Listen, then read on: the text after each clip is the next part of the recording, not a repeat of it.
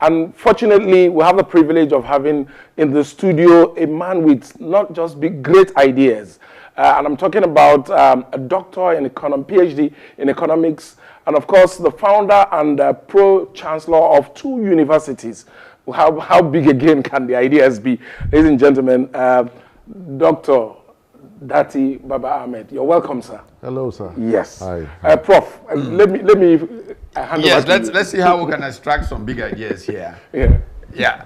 You know, if Nigeria is going to be turned around, it's going to need creative governance. It's going to need some big ideas, and we're talking several. One of the ones we're going to start out with is policy delivery units. Coming out of Margaret Thatcher's Servicom, that began to let government get a grip on how to have a contract with the people and deliver value. Tony Blair created his policy unit, which is being exported around the world. We'll be joined in the conversation by some who work for Tony Blair, and we have our own unique big idea blend that will draw from Servicom, draw from Tony Blair's, and draw specific local initiatives on how to ensure that government delivers. But the ObiDatti Baba Ahmed run has been built around ideas, built around issues. While the others have insulted one another, this campaign has continually ruled out. And us too. Yes, from time to time, they make room for insulting others. You know, but the nice thing is that the ObiDatti campaign has refused to join in that trading of insults and just churns out ideas.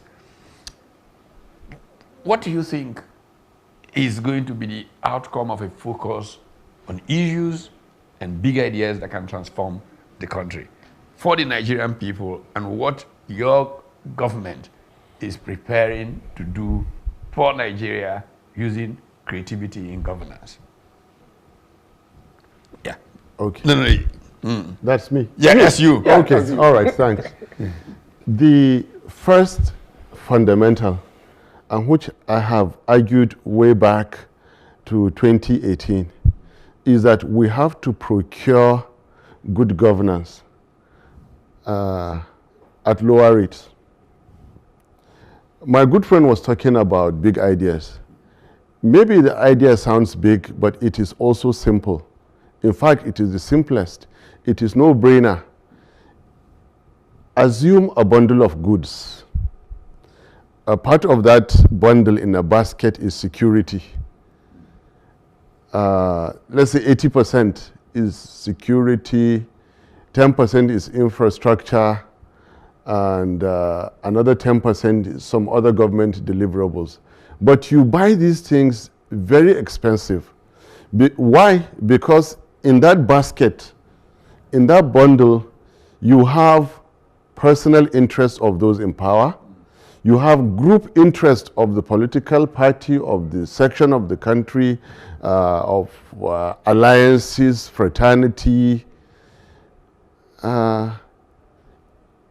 Those interests make you to procure good governance 10 times more, so you have fewer. Now, what it means, you are procuring 10% of the security, of the infrastructure, of social amenities that you should have. Because you are procuring 10% and not 100%, you are insecure. And everything is breaking down. As you would say, all hell is let loose. The biggest idea now is that to start a new Nigeria, you need to procure this bundle of goods, this bundle of good governance, the right quality, the right quantity at the right price. The only way you can do it is to have leaders who have removed these interests.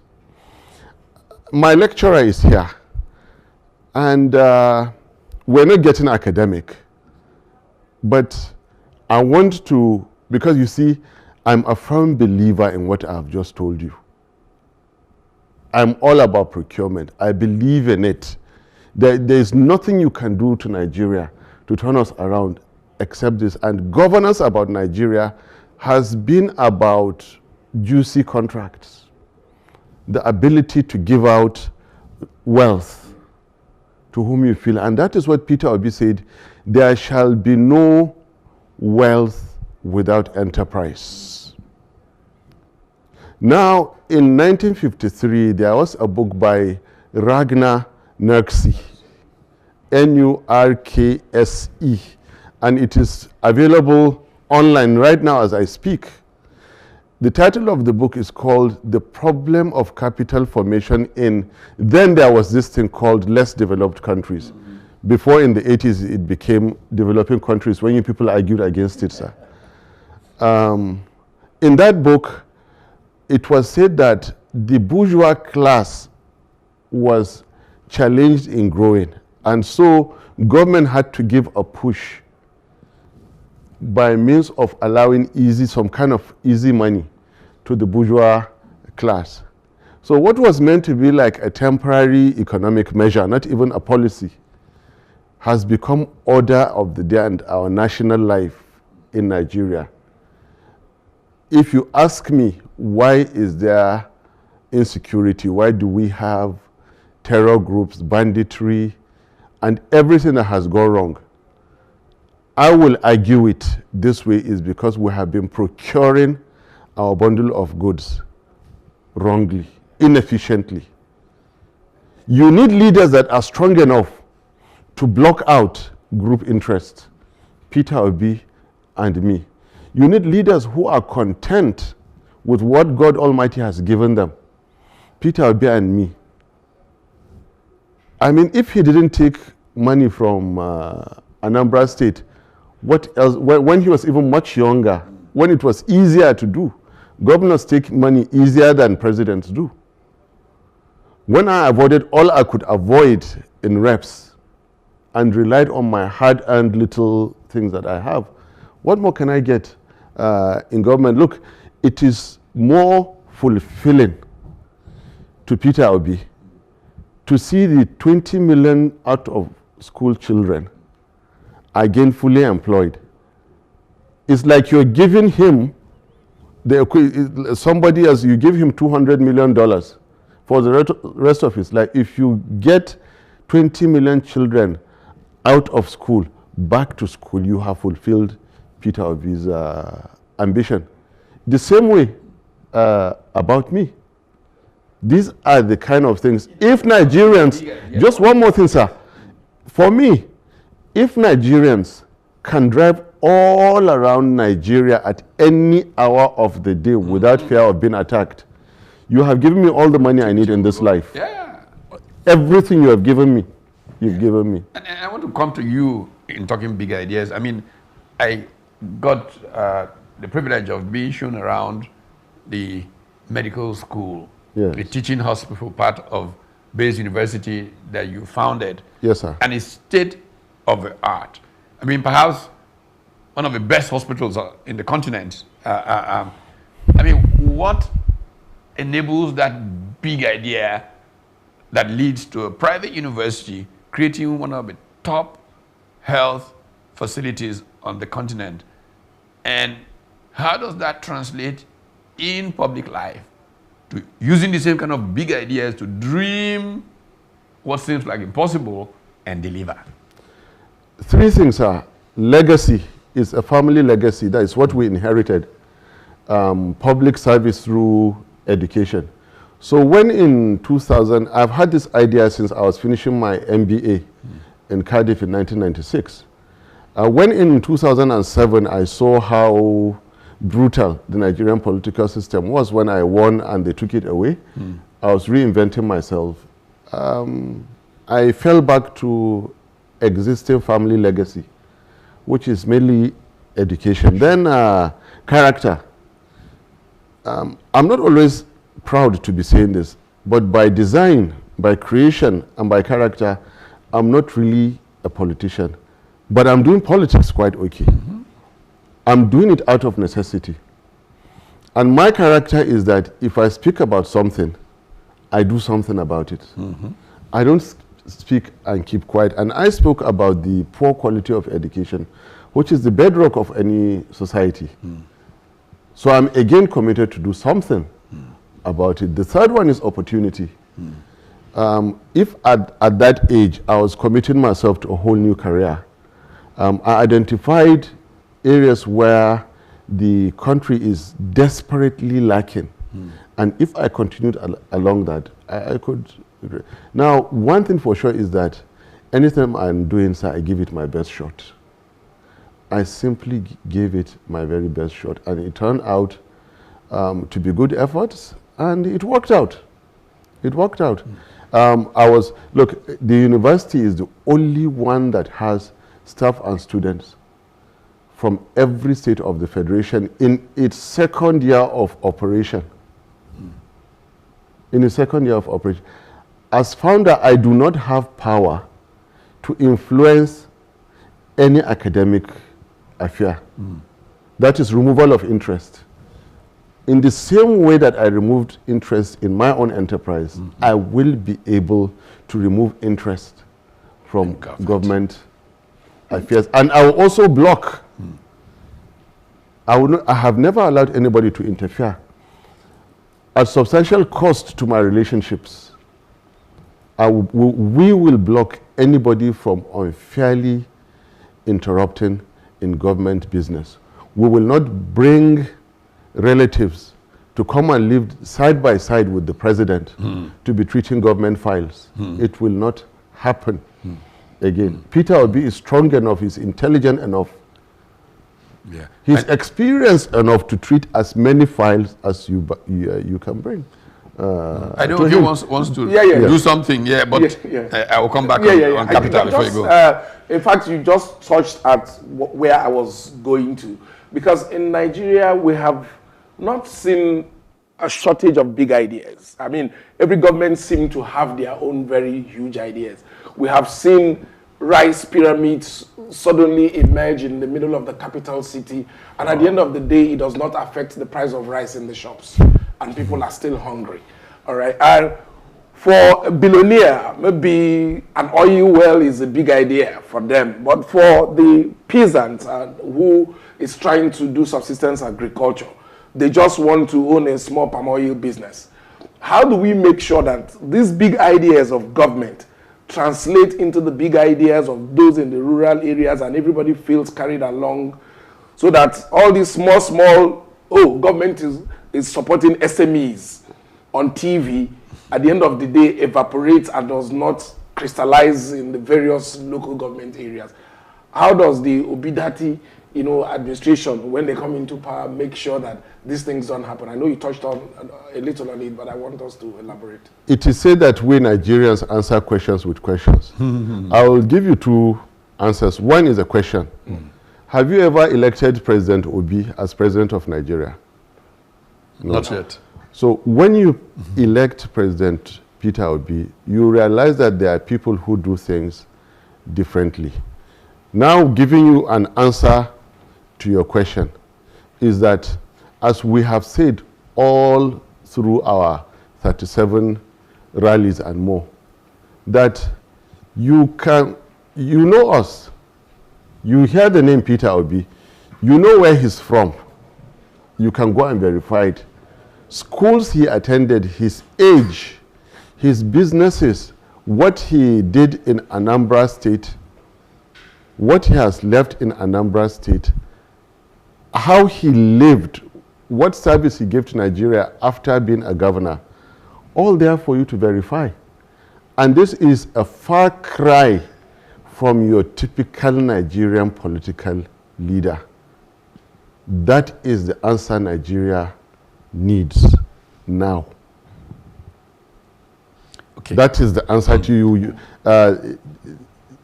There are people in Nigeria who are capable. The system has consistently blocked them out. Peter Obi fought for 3 years and was impeached just for him to go and leave 75 billion naira, 2014 value, to his state. That is what he had to go through.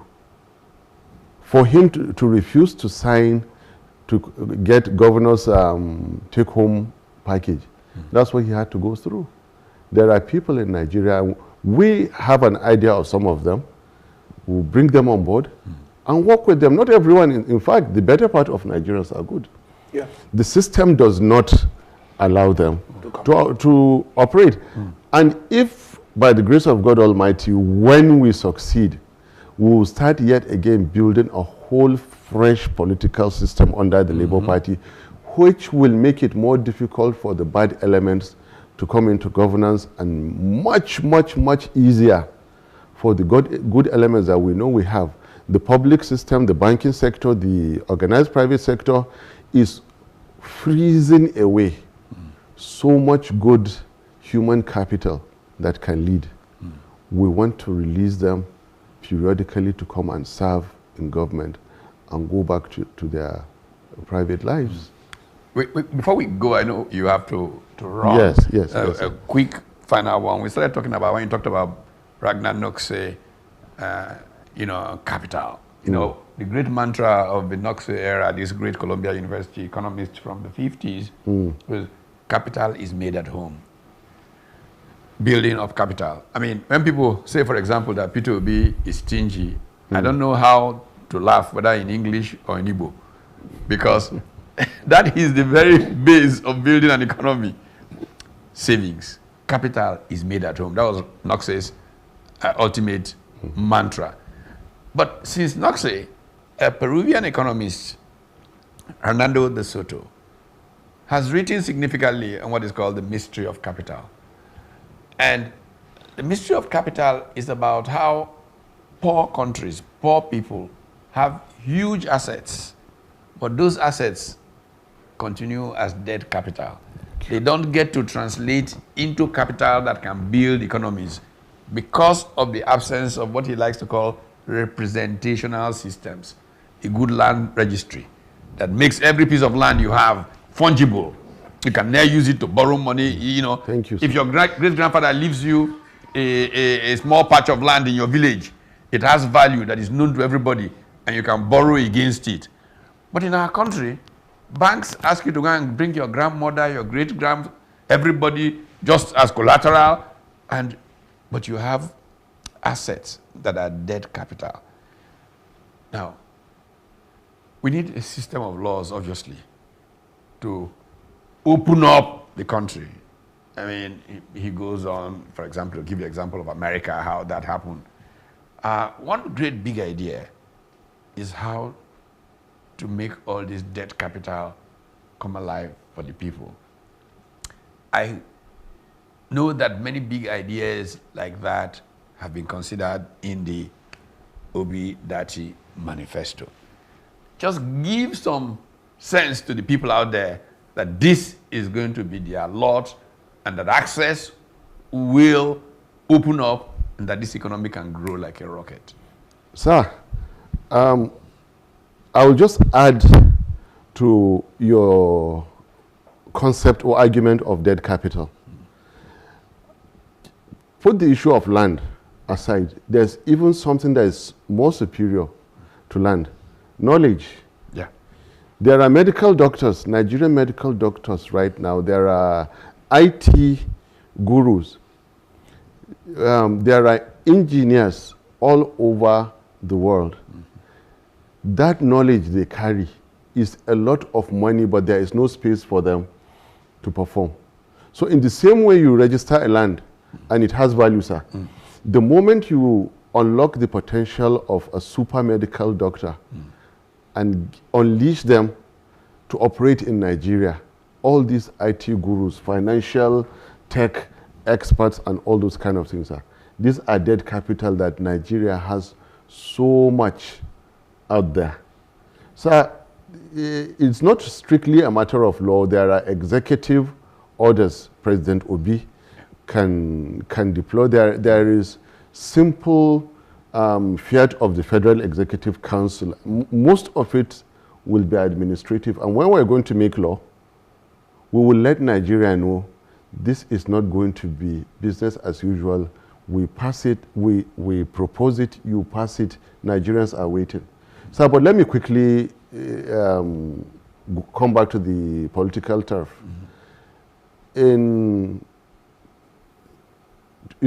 By this time in 2 weeks, God willing, declaration should more or less have been made. I have always been an optimist by design, and that is because I'm a realist. Even when I contested for president in 2018, I was a realist in the context that anybody beside me in the then PDP would be wasting their run or their votes. And I was proven right. PDP lost. Now, realistically speaking, 18 political parties, 15 are hardly anywhere to be seen. Out of the 3 that are left, 2 of them have misconfigured themselves, one of them hopelessly so, in today's world. And I again want to borrow from a very great wise man. When late Chief MKO Abiola said, "You cannot ease yourself in a well and come and drink from it."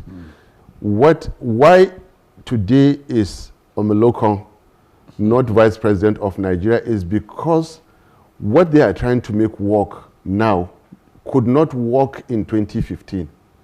There is no way on earth it will work today. Yes, APC is on the ballot. Politically speaking, APC is not contesting. They are wasting our time.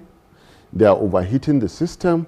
And most important is that they are spending the money they have amassed for this, and which is good for them. They can't die and leave that money. The other party, again, eased themselves in that well, which MKO said. When their principal said that it was the turn of the North in 2015, why is it the turn of the North in 2023? Remember, I'm a proud, respectful Northerner, and I wish it was Northern turn now, but it's not. As you say, it is the year of the Lord 2023, not 2015. Or when it was 2015, I was for 2015. So to say, the truth of the matter, it is not the turn. So let me just say, let me conclude. There is only one party that is left waiting to be declared as winner of 2023 presidential election. Realistically speaking, politically speaking, peacefully speaking, Nigerianly speaking, this is the world of today. Global affairs, African affairs. You have to build it in Nigerian affairs. In 2019, Obi, Wike, Emmanuel Odom, and others who all had the resources, experience, people, and everything to contest, restrained themselves from contesting. Because I was not exactly ready in 20, but because I knew 23 was not ours, 31 I couldn't wait for, and I was hungry to rescue Nigeria from the stranglehold of APC. I contested. How did I read it? These are Nigerian brothers and sisters. They showed respect to us from the other divide. Genuine, true love, respect for Nigerianness. And what does it deserve? It deserves another. Reciprocity. This is the reciprocity. God Almighty does not make mistake. There are countries you have 100%, one faith, one language, one tribe. And then the God that does not make mistake put all of us 250 together, 3 major ones and 2 big religions side by side. I have faith that God does not make mistake. He put us here. His verse followed that we should understand each other and do justice to each other. This is Federal Republic of Nigeria, not other countries. So this is Nigerian election. Only one party is politically in place, qualified, ready, prepared, and configured to be declared winner of 2023 presidential elections. Brothers and sisters, I so submit. This is the Labour Party. This is the Labour Party. So your submission goes along a statement I once made, Tina ObiDatti. You know, once upon a time when we were looking for a way forward for Nigeria, when we were starting the Economic Summit Group and all of that, we had Shell scenario planners come and look at what the possibilities are. And we ended up with Tina. There is no alternative. Okay. And so there is no alternative to ObiDatti. It seems that Nigeria is headed only in one way. God bless you as you go in that direction, and we look forward to a new Nigeria, because a new Nigeria truly is possible. Thank you, sir. Thank you so very much. My pleasure.